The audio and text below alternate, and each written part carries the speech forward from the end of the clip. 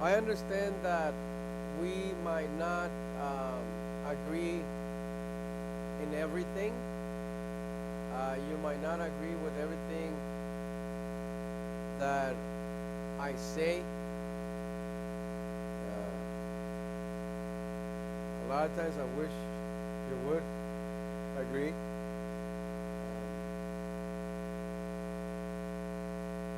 Just to give you a little bit of background on me, those of you that don't know me really well, I come from a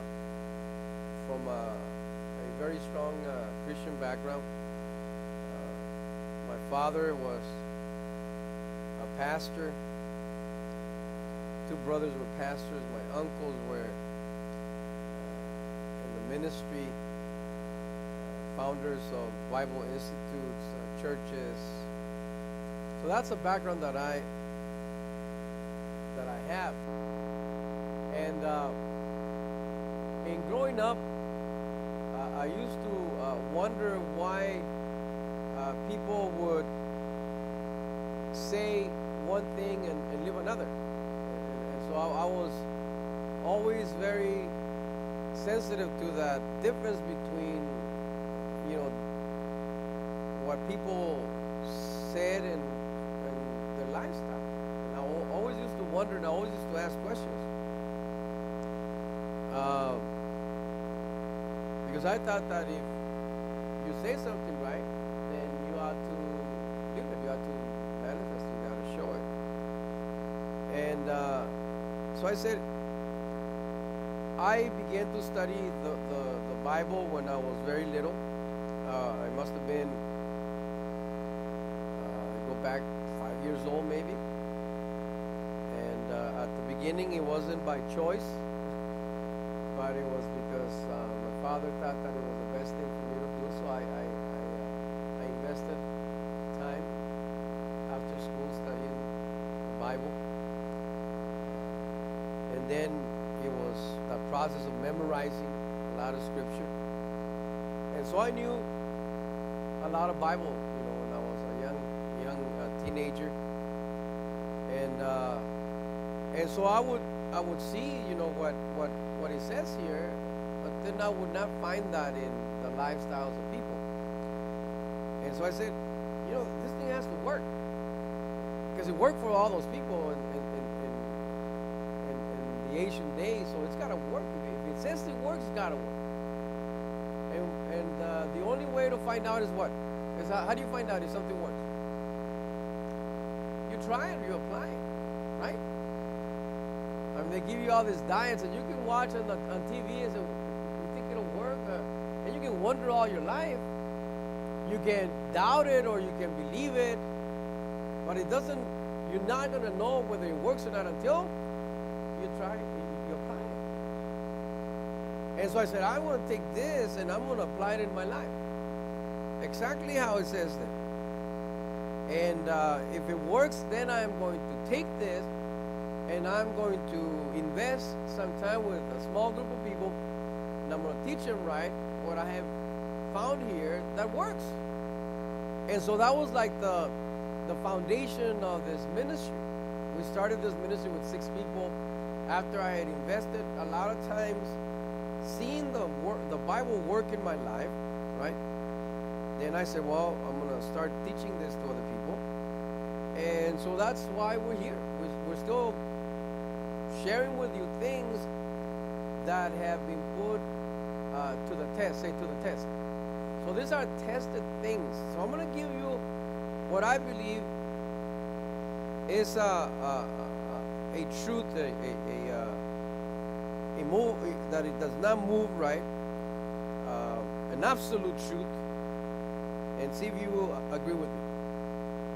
Do you agree with me that we are all an end result of a whole series of belief systems, of values that we have created, philosophies, doctrine, whatever you want to call it, and that our lifestyle is a true manifestation of this set of values, doctrine, philosophy, whatever you want to call it?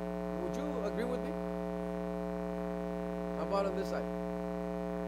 You agree with me? That we live according to the things that we believe. Not what they taught us, what we believe. No, because no one can force their beliefs on us, right? They can't force it. You have to open up your heart, your mind, and say, well, that's true, and then take it in. And whatever you have allowed in your heart, in your mind, that's who you are today. You treat your children according to that belief system. You treat your spouse according to that belief system. You treat yourself according to that belief system. You work, you operate, you talk. As a matter of fact, you dress according to that belief system. How about this one? You eat according to that belief system. Yes? And you bought into something, you bought into a belief system, and whether you apply it consciously or unconsciously, you and I are applying it every single day. And so, when you look at yourself, when I look at myself, when one looks at oneself, it says you have to make an evaluation, and you got to say to yourself, you know what, I am very happy with what I have become or with what I am becoming. And if you are happy with that, then you ought to continue with your belief system, with your values, with your philosophy, with your doctrine, whatever you want to call it.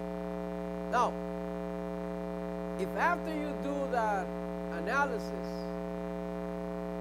you look at yourself, or I look at myself, and I say, you know what, I'm lacking some things. I am not totally content. I'm not totally happy with who I am or what I have become or what I'm in the process of becoming. Maybe I need to consider other things.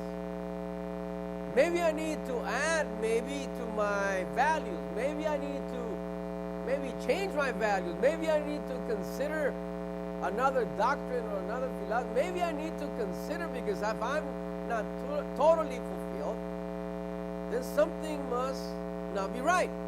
You agree with me? And so, when you come to a place like this, all we ask you to do is consider.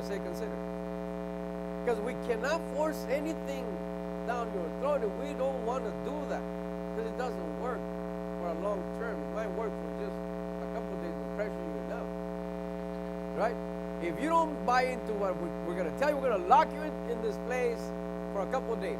It might work for a couple of days. After I let you out, right? You're going to go back to the way you believe. And you're never going to come back again. So don't go to a Christian church because they lock you up for 2 days. Until you say, yes, I believe. No, we're not going to do that, okay? We're not going to do that. But you gotta look at things and you say, you know what, that kind of makes sense, right? That is not offensive. That's something that I might be able to digest, something that I might be able to consider and maybe apply it, test it, try, see if it works. And if it works, won't you want to do it again if it works? Won't you want to do it over and over, because you know it's having a positive impact in your life, it's making you a better person? Won't you want to do that? I would. And that's what we did. So, last teachings that we had a couple months of teachings on responsibility. How do you feel about responsibility? Did we meet our objective? You feel differently about responsibility? Is it good?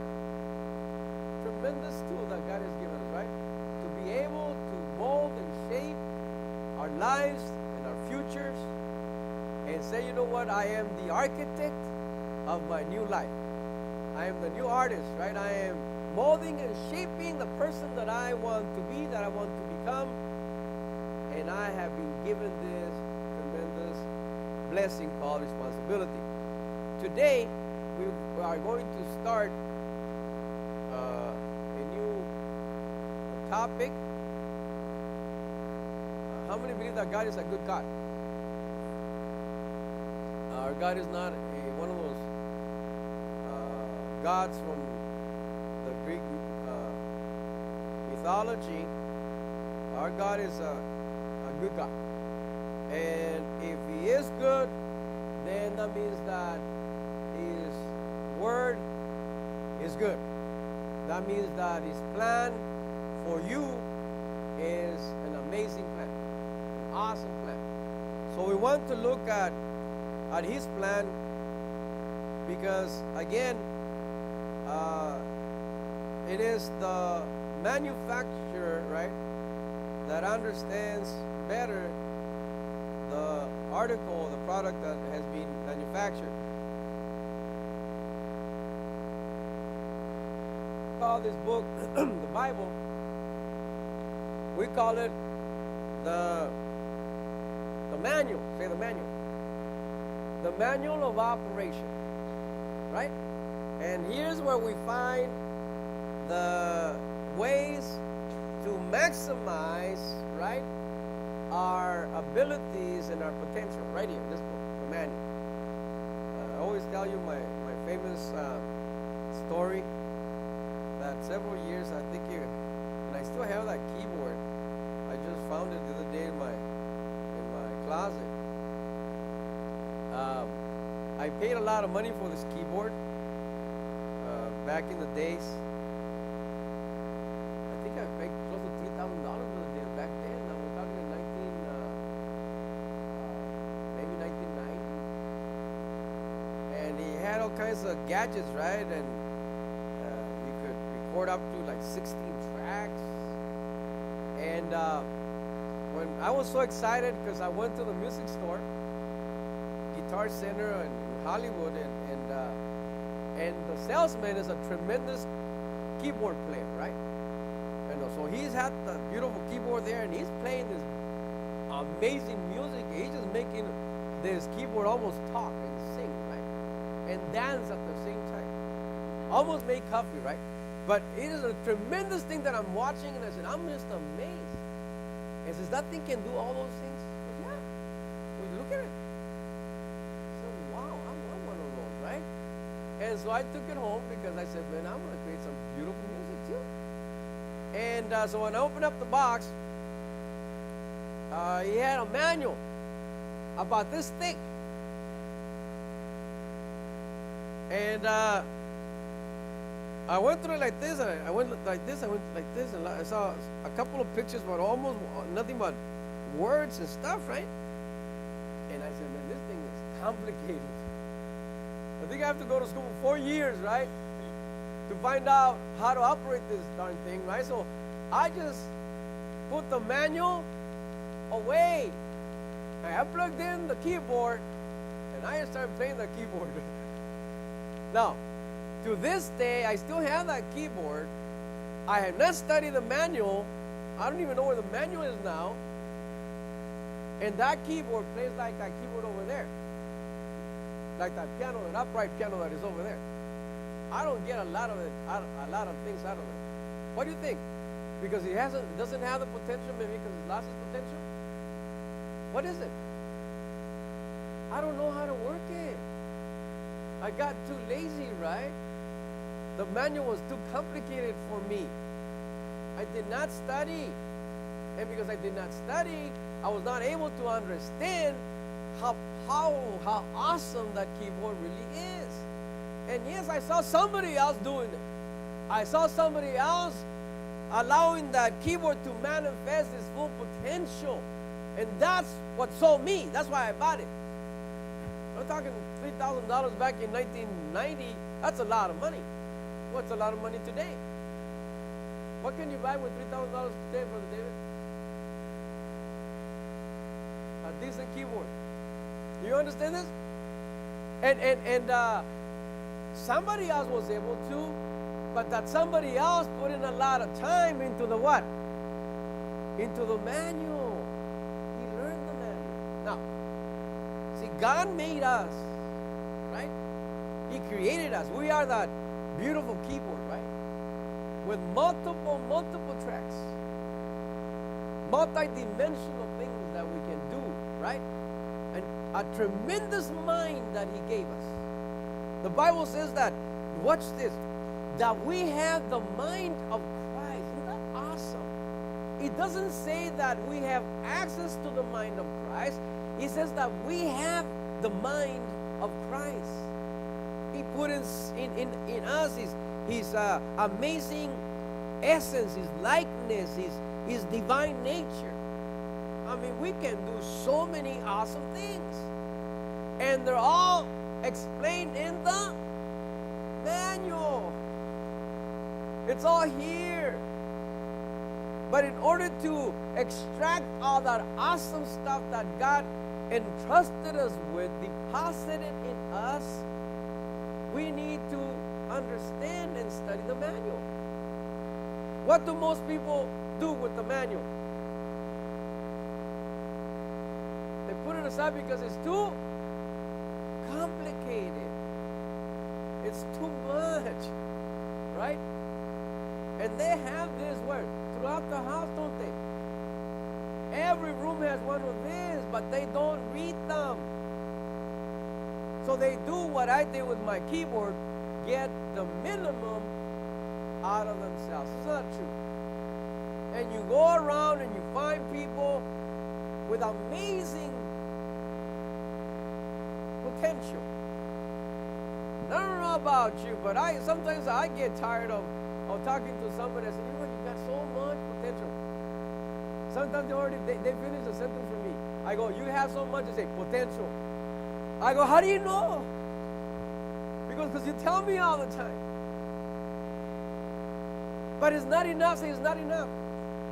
It's not enough to know that I have this amazing potential, that I can do so many amazing things.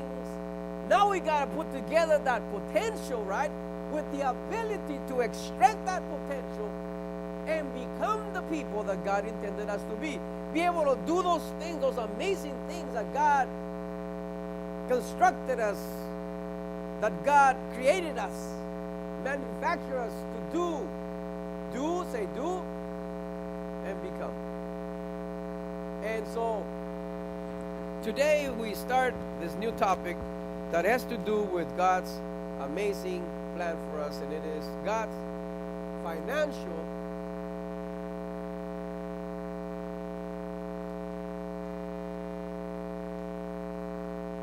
plan for us.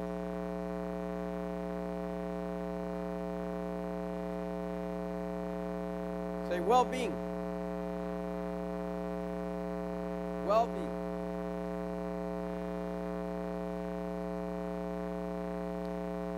Say what God wanted from the beginning. Now this is really important, so I need you to really repeat this. What God wanted from the beginning is what He wants today. Come on, say it again. What God wanted from the beginning is what He wants today. And we have talked about this many times, that in the Garden of Eden, God places men, right? There's the garden.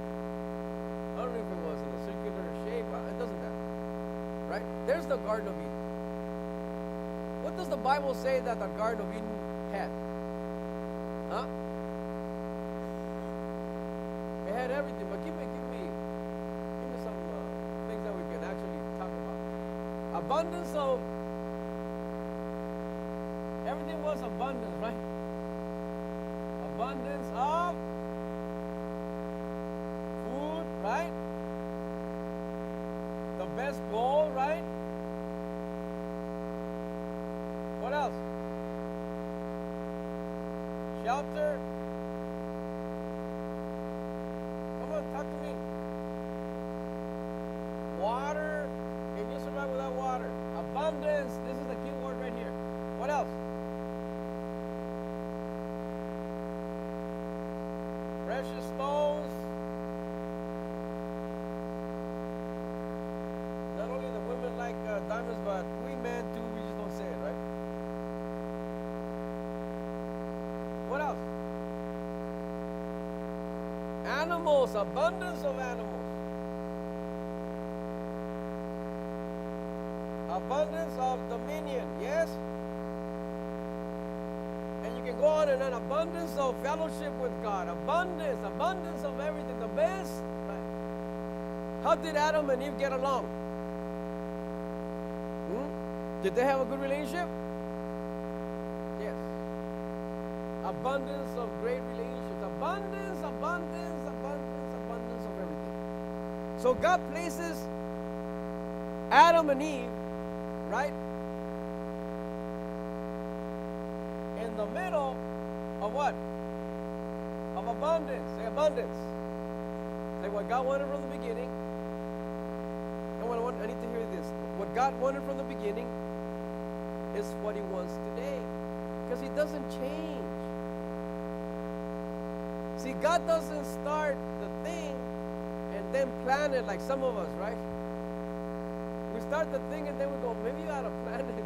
It's not coming out right. Isn't that what we do a lot of times?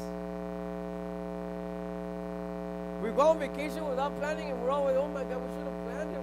What is this hotel? It's horrible. Many years ago, we went to, we're single, went to Guadalajara, many years ago, right?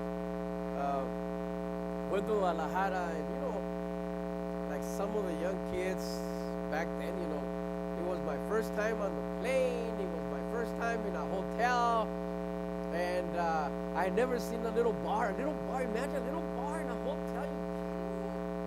We were so amazed. The little bar means a little bar. Everything's in the little bar in the hotel room. I was telling everybody about that. I was so amazed, right? I'd never been in a hotel room.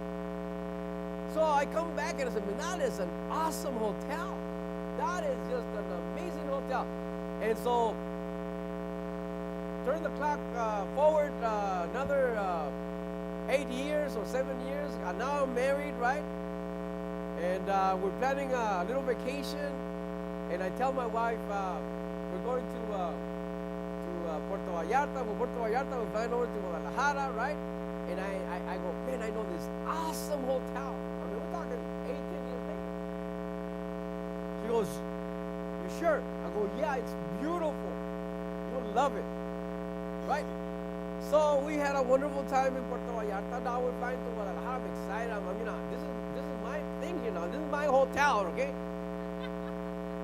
I'm talking highly about this thing, right? So we get there, and as soon as we arrive to the building, oh my God, it doesn't look the same.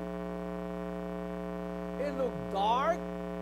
I really looked dark, and it really looked old. And I'm not saying anything. I'm not going to get in trouble now. We're just starting, right? So we go inside the room. It was a horrible looking room. The little bar was still there, but it's a little bar. Nothing to it. Bed is not good. Dark room, right? And I'm not saying anything. And then my wife says, like an hour after we've been in the room, she goes, this is a horrible hotel. And I said, you know what, you're right. I don't know. When I was here, maybe they haven't done anything to it. I didn't know what to say. We moved out to a new Sheraton that was there. Isn't it true that sometimes the way we see things, it has an impact based on how we are, the level of education that we have, the level of exposure that we've had, right? If you haven't seen anything that is just out of this world, that's something amazing, anything will impact you, impress you. Isn't that true? If you always had a bike, the minute you get a car, I don't care what type of a car it is, man, you'll love it. My first car was a 1952 Chevrolet that my father bought for $175. And the engine was messed up because he had this knocking sound. Ta, ta, ta, ta, ta. I would go to school like that, right? But he had a wonderful radio. So we try not to hear the knocking sound. But to me, not having a car and having a 1952 knocking engine car, right? I didn't care. I mean, I felt like the king of the road. And I would put the windows down and look around like that, like people were watching. This is my car. Isn't it true that we get easily impressed? But when we understand that God placed men in abundance, the best of the best, And this was just the extension of how he thought about men, his creatures, his children, how important us were to him, how important mankind was to God. So he placed man in the middle of the best that he could provide. Now, is this telling how good God is? You know, and I say this, and I've said it many times. Some people say, well, you know, God really doesn't have a good financial plan for us because He wants to teach us, you know, humility, how to manage what? Poverty? How do you manage poverty? It's tough, right? He goes, no. I go, if he would have won lack instead of abundance, then he would have placed Adam and Eve where? In the desert, right? Place them in the desert. No water, no food, right? And all kinds of limitations. And then let's teach him a lesson so he can appreciate, right, what he has. No, he says that's not what God did. I want to say that's not what God did. So let's look at that today. And the first thing that we are going to look at is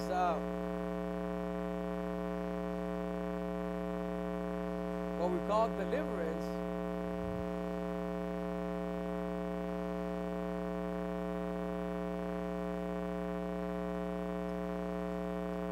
from poverty. I'm going to give you a definition, okay? You write this down.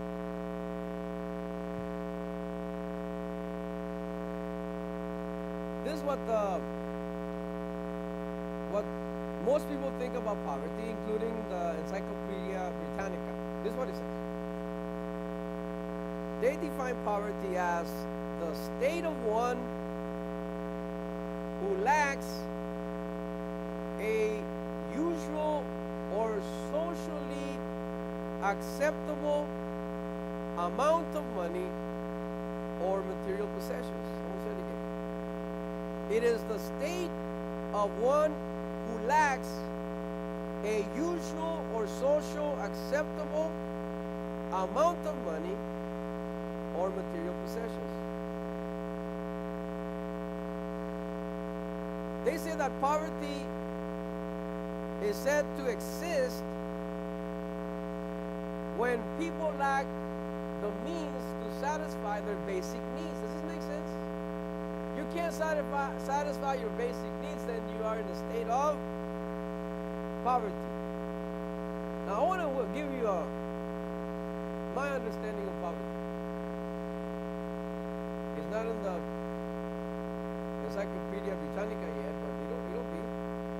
Here it goes. See, to me, poverty is more than just lack of material resources. Don't you know people that have millions of dollars that have died in a state of poverty? They're in a little room, they have millions of dollars. And their last 10, 15 years, they spend it in a little room, dark little room, in a hotel in San Francisco, in obscurity, and they die alone. If they have lack of money, could they meet their basic needs? Of course, and more, right?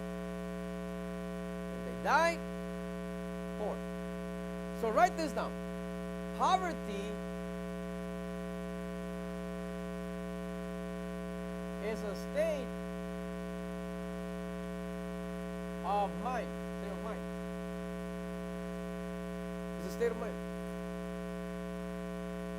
Poverty is a state of mind. It does not begin in your pocket or in your bank account. It begins right here. In your heart, in your mind. Your heart, your subconscious. Your mind. That's where it begins. And that's where it becomes strong. So, poverty then is something that needs to be dealt with on the interior first. Say the interior first. Not the exterior. How many have read about these people that win the lottery? They had nothing, now they have millions. What happens? Most of them, the great majority of them, it's all documented, scientifically proven, right? Easy come, easy go, right? What do they do when the millions come? The first thing that they say, this is the last day that I'm going to work in my life. What a mistake, right? They don't want to work any longer. They don't want to produce. And there's a principle, right, in the word that says that he that doesn't work does not eat. There's a reason for that. So that's the first mistake that they make. They start violating this wonderful principle that controls our lives, and in a matter of years,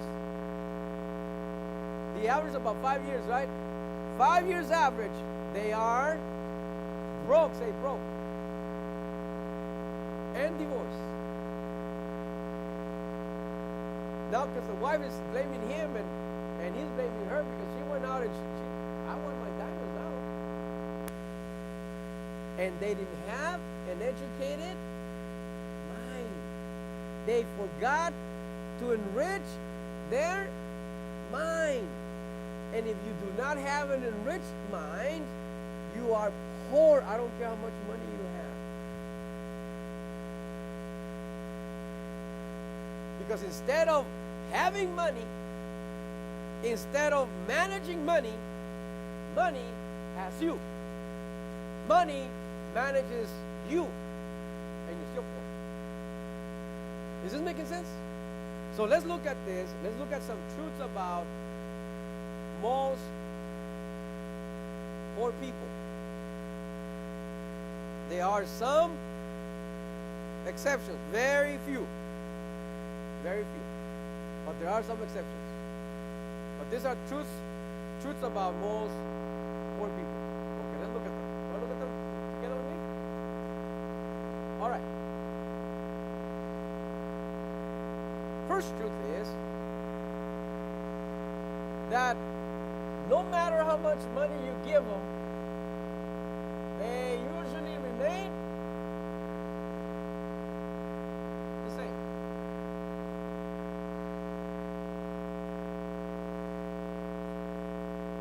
There's this person here off of the 605 freeway, or the 605, in Downey. And he's always asking for money. He's been there for years. For years, I would say about at least 6-7 years. I know him by name now. No. And no matter how much money he collects, he looks same. Look what the Bible says. I want to take you to Genesis chapter 41, verse 17 through 21. And I wish the government would be here, the administration would be sitting here so they can learn a couple of things. And Congress to be here, the House and the Senate. Chapter 41, verse 17 through 21. Let's see what the manual says. Because here in the manual, right, we have the truth that can help us maximize the potential that God has given us. This is a dream that Pharaoh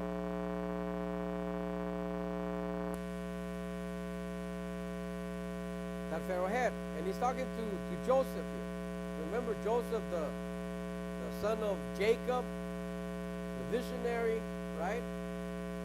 And Pharaoh tells him, he says, behold in my dream, here it is, I was standing on the banks of the Nile.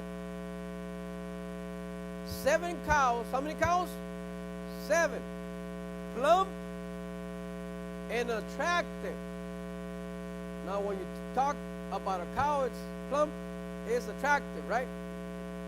Came up out of the Nile and fed in the reed grass. 7 other cows. How many cows? Now look how they're described. They came up after them. What does it say? Poor and very ugly and thin, such as I had never seen in all the land of Egypt. But you know, visualize with me. There's this plump. The other person says fat cows, right, coming out of the Nile. 7 of them. Attractive, beautiful. 7 cows. And right behind them, there are 7 ugly, skinny cows, right? Same amount of cows. And he says, verse 21. Verse 20, I'm sorry. And the thin, ugly cows, the skinny ones, right? What do? They devoured. One version says. The other one says they ate up the first plump cows. So that's the ratio is 1 to 1, isn't it true? 1 skinny cow to 1 fat cow. So each skinny cow had 1 fat cow to eat. That's a lot of eating. Isn't that true? In other words, they were given a lot. And here's the skinny cows eating the fat cow. And eating the fat cow. Eating the fat cow, right? Here it is. And look what it says. Verse 21. But when they had eaten them, no one would have known that they had eaten them, for they were still as ugly as at the beginning. Then I awoke. What a dream. What a dream. Right? So here's the skinny cows eating the fat cows and fat cows and eating the fat cow, eating the fat cow. And you know, that skinny, ugly cow did not stop until he finished it. And once he had finished the fat cow, the appearance of the skinny, ugly cow remained the same. One of the signs of the truth about poverty is that no matter how much you give a poor person, he remains the same. You know, we have a system in America called the welfare system, right? And I asked you the other day, when you think about welfare, what do you think? What things come into your mind? Welfare. Huh? Fraud, freeloaders, laziness, abuse, generations. Somebody said communism. What is the purpose? What was the purpose? Somebody thought about this system, about this program. What do you think they thought? To help people get back on their feet. If you give them, right? If you give them help, the logical thing should be, right, that they would get back on their feet. That it is temporary. Well, if a skinny cow eats a fat cow, the logical thing is that the skinny cow is going to get what?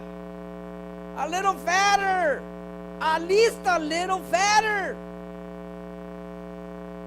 That's the logical thing, right? But the Bible says that logic didn't work here. And when you look at our system, logic doesn't work in our system either. Because you have generations of people that are on welfare. The grandmother was on welfare. The mother was on welfare. Now they're in welfare. Now they're planning on how many kids they're going to have so their kids can be also in welfare. Is this making sense? Now, believe me, there are people that need assistance, but it's got to be temporary. It cannot just be economic assistance.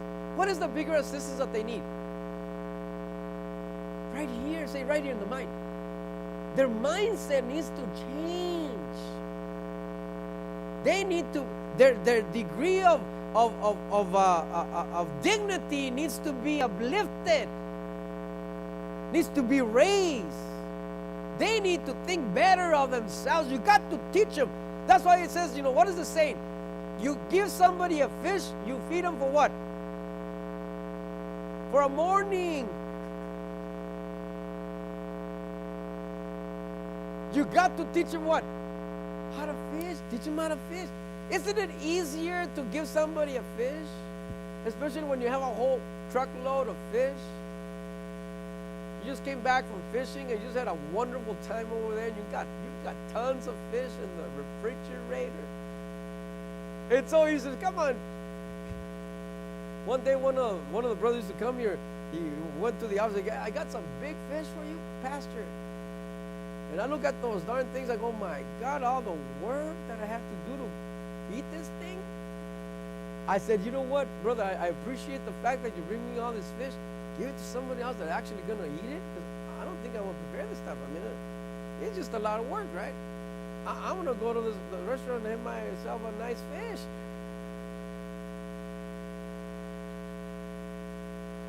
That's already cooked, right?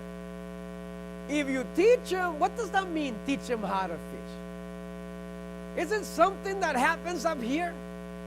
If you change his mindset, if you teach him how to work, if you teach him how to operate, if you teach him to think differently, if you teach him, if you take him through a journey of change,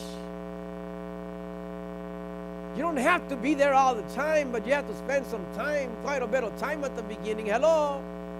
That's why it's not easy to teach somebody something productive. It's better to give somebody a buck, right? Here's $1. Get out of my face, man. Don't put your hands on my car. Just wash it. God, come on here. Take the $1. Isn't that easier? Give somebody money and not say, man, this person cannot be here any longer. There was this guy who used to go to the office when we were in Bell. Give me $5. He didn't even ask for $1. Give me $5. $5. We're talking 1990. $5. I remember asking my dad for 8 cents. 8 cents! And that was a problem, getting 8 cents from my dad, right? 8 cents. But then back then, with 8 cents, you could buy a sandwich with it, a large Coke. 8 cents. That was in 1855. No, it's crazy. You understand this? And he goes, give me $5. $5. I go, look, get this big plastic bag, right? Big black bag. And go through both the parking lots and pick up all the trash and then bring it to me. Well, yeah, okay. First time, right? And sure enough, he brought me these 2 bags of trash. Get them right there. Okay. I don't know. You got trash. I don't know. I hope you didn't get it from the trash bin. I go, I'm going to go check the parking lot. Let's go. So we walk the parking lot with it. Yeah, clean. No papers, nothing. I go, now take the bags and throw them in the bin. And then he did, threw the bags in the bin, and he came back and I gave him $5. Following Monday, what do you think he was? They're at my office again. I want $5. I'll get the trash. So for a whole bunch of weeks, he was there every Monday. That was $5. Now, what was I doing? Was it easy for me to give him $5? Of course, $5. What is $5, right? You gotta teach him that dignity is valuable. The dignity is valuable. When you give somebody just to give them, what you're doing is taking away their dignity. You tell them you're not capable of doing anything. That's why I gotta give you. You can't do much here. I'll take care of you. It doesn't matter if you do it or if the government does it. It is the same end result. You can't take away the dignity of human beings. That's why the Bible says, let he who works eat, and the one that does not work do not eat. There's something about dignity that is more precious than food. that will stay with you and that will stay with your generations. Because if you learn, if you become filled with dignity, that's one of the legacies that you are going to leave behind when you die. Is this making sense? So just don't give people, because they will what? Remain the same. They won't change. They're going to ask for more. You know, they get upset now. Man, they've been giving me $200 of food stamps for the last 6 months. They should give me more. Isn't that true? They get upset. I deserve a raise, more food stamps, right? See the problem with this? Now, I'm not being insensitive to the people that need it. And again, it's got to be for a small period of time. And you got to be able not just give them food, but you got to teach them skills. You got to encourage them. You got to work with their mindsets. You got to do something more than just giving food stamps. Otherwise, that situation is going to remain there for generations. So that's one of the truths for your consideration. Now, second truth is, you cannot trust poor people with money. There are some exceptions, but overall, don't trust people that don't have money with money. It's not that they're bad people. It's not that they're bad people. It's that if they're in need, it's going to be very easy for them to what? To borrow. I'll tell you a story, okay? I was about 17 years old. I was in high school. And there was this sister at church that was having issues opening a bank account for whatever reason. I don't remember what it was. And she entrusted me with $1,000. How much? $1,000. I was 17 years old. I wasn't working. And I was in need. And I was a nice person. Honest. Right? I was an honest man. An honest young boy. Right? Love music. Love to sing. Right? And I said, well, okay, I'll help. I happened to have a bank account. Say a bank account. Had no money, but I had a bank account. I was high tone, bank account. And so I got the $1,000, I put it in the bank. And a week goes by, $1,000 in the bank. And the need is there, right? And one day I said, man, I need money. I'm gonna borrow $50, say $50. And I'll put it right back, a week I'll put it right back. Right? And I borrow $50 from it. So I spent how much? $50. Then a week later, I said, you know what? I need $100. I haven't paid the $50, but now in a week I'll pay the $150. And I took $100. So now I'm in the hole. How much? $150. Now, isn't it true that at the beginning when you do something wrong, it's very difficult, but then you do it a couple of times and it becomes easier? Well, in a couple of months, 3 months, that $1,000 had come down to $500. And now I get that famous call. That call that I knew was gonna come. She was gonna call me because she had told me that she just needed me to have the money for 2 months. And the call came. Now, what is the first temptation? Huh? To lie, right? My aunt in Mexico got really ill, right? But I didn't have no aunts. So that would not work. And she calls me and she goes, oh, David, I just want to really thank you for doing me that favor. And I'm just sweating bullets, right? embarrassed, and I feel so bad, ashamed, and I don't know how to tell her, right? And she goes, can you bring the money on Friday? Friday used to have the service at church on Friday. Oh, yeah, I'll take you the money on Friday. And I'm like nervous. I can't sleep that night, right? I don't have the money. And I'm nervous, can't sleep. Oh, what did I do that I feel so bad, right? So never give money to one that is in need. For him to save it for you. By the way, I did pay her back. That's why I'm a pastor. I go on Friday and I said, I'm so embarrassed. I got to tell you the truth. I go, I used $500. And I didn't even ask you. And I told her exactly what had happened. And she was so nice. She slapped me a couple times and then, she waited for me. She waited for me. She says, don't worry about it. She says, will I use the other $5? No, excuse me. Why? Say the need is horrible. Have you ever been in need? And you have right there that temptation, money there,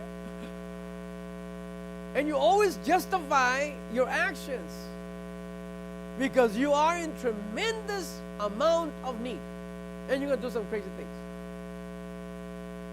So, truth number 2, do not trust them with money. You are hurting them by doing this. Okay. Should we stop or we continue?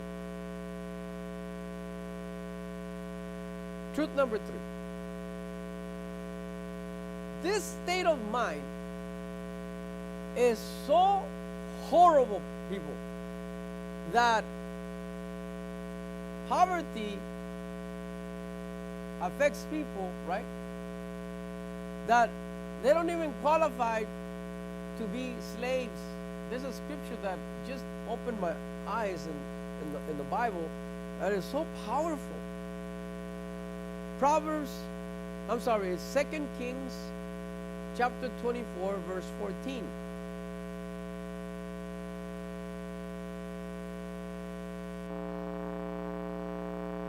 You know, in the old days, they used to have wars, right? And the king would give his generals instructions. And the instructions would be something like this. Go there and destroy the cities and take everything, all the wealth from that country and bring it back, right? That was the price of the victories. Go and take everything. That's why, when you travel in Europe or some of the places, you find that people burn buildings. You still find some of those buildings that were burned, that were there, and they're still there for 2,500 years. But it shows the mindset of war, right? Go burn and take. Look what this one says. Verse 14. Then he led away into exile all Jerusalem and all the captains. Who? The captains. Say the captains. And all the who? The mighty men of valor. 10,000 captives. And all who? The craftsmen and the smiths.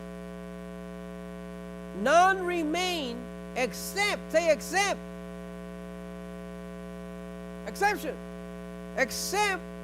the poorest people of the land. So they took all the slaves, 10,000 of them, except who? The poor people. In this instance, these people didn't even qualify to be slaves. What do you think the king wanted the craftsmen?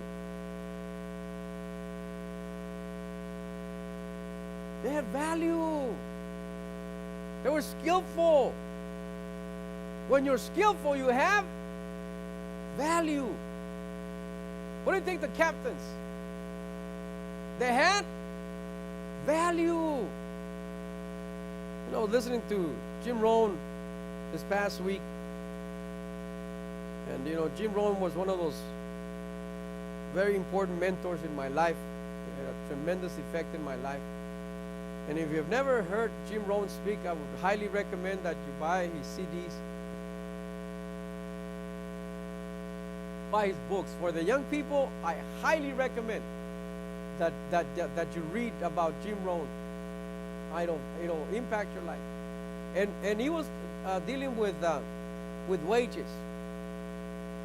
And you know how people say, I make $15 an hour. Some people, I make $30 an hour. And he says, you really don't make $20 an hour. You don't make $30 an hour. Because if you did, if you got paid for the time, you could stay home, right? And wait for the check to come. Well, that happened. So if we don't get paid for the time, what do we get paid for? The value that we put in the time, right? That's what you get paid for. He says that one day he had a check in his hand, and he was talking, he was complaining about his company. He was young, right? And he says, he was telling his mentor, he goes, this is all they pay me. This is a lousy company. This is all they can pay. And then his mentor said, well, no, that's not all the company can pay. He goes, is there someone in your company that earns 3 times as much as you? He goes, yes. See, this is all the company will pay you, but that's all they can pay. They can pay more according to what? Value. Say value. It is value that determines, right? Your position. So when you have a bad mindset, when you have a mindset of poverty, you don't even qualify to be slaves, because you are going to be a what? If you don't have value, what are you going to be? A liability. If you're not an asset, and you do accounting, right? You have your assets and you have your liabilities. Assets are positive, liabilities are negative. If you don't bring value, you are bringing burden. Yes? So it is important that we go through a mind change, right? A transformation, a change in the way we think. So we don't want to be here. Remember, we're talking about how to be delivered from this mindset of poverty. God did not create us to be in that state of mind. Number 4, Proverbs 10:15. Their destruction is their own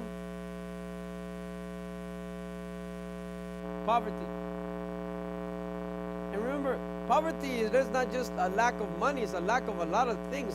Self-esteem, right? Lack of dignity, lack of good relationships. That is considered poverty. Proverbs 10:15 says, it says, a rich man's wealth is his strong city. In other words, the wealth of that man is his strength, right? It says, the poverty of the poor is their ruin, is their destruction. Now, Sister Jenny was talking about divorce on Thursday. Was it this Thursday that you mentioned that? How many divorces in California? What is the ratio? Anybody? Very close to 50%. So of every 10 marriages, 5 end up in divorce. Now, especially in California, do you see more and more couples that are just getting together? They don't want to commit, get married. They're not counting those, because in those relations they exchange partners every other weekend, because there is no commitment. You understand this? So the situation is a lot more serious than just 50% divorces. Because there's just a lot of people that are not making those commitments. Is this making sense? So it says, when you study divorces, you're going to find that a high percentage of those divorces are caused by what? Lack of money. Not money. Lack of finances. I don't know about you. I don't know if you, as a couple, you've been under financial stress. What does that cost to your marriage, your relationship? A lot more stress, right? Blame, right? See what you did? Or not do. See what you didn't do, right? Sure.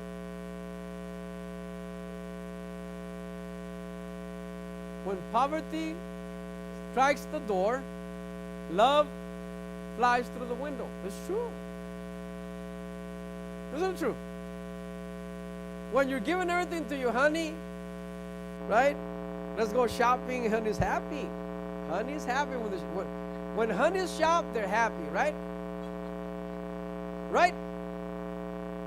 Forget this window shopping. I'm talking shopping. I'm not talking about just. No. Going inside the store and bringing some stuff out. You with me here? They're happy. They can take whatever else. You know, they're very easy to adjust to everything else. Now, when that stops, what happens? Not only they cannot shop any longer, but now they're having issues paying their bills, and for some reason, the woman ends up as the administrator of finances at home, right? She's the minister of finances at home. That's what I do. I tell my wife, figure it out. Here's my check. And the bills are this high, the check is this low. Wait a minute, that's not going to work. You don't have to be a genius, right? If you're making $1,000, but your bills are $3,000, man, you're short $2,000. And what does the husband do? Call him. You call him. They listen to you better, right? I know all them tricks, eh? You with me here? And what does that do? Put more pressure. And more pressure. And so it gets to a point where they can't see each other no longer. They get up in the morning and where's the check? Where's the money, right? And he puts so much tension on that marriage that it falls apart. Or he'll say, what did you do with all that money that I gave you? I gave you $1,000. Are you kidding me?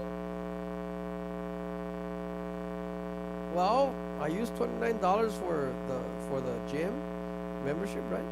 $29? Are you kidding me? It's not in the budget. It's not in the budget. I am running out of time. Why is that? I'm out of time? I'm out of time. How's that? I'm about to give you the solution. I'm not going to stay in the problem here. Come on. Okay, on Sunday, we're going to try to finish this first part. Okay? I'm not going to make any promises, but you think this is important to understand this? How this operates? How do we deliver ourselves from this? Young people, if you get it now, you will not be in the mess that some of us got ourselves into if you understand it now. But God has a beautiful plan for us. Stand with me, please. I did not finish. I'm sorry.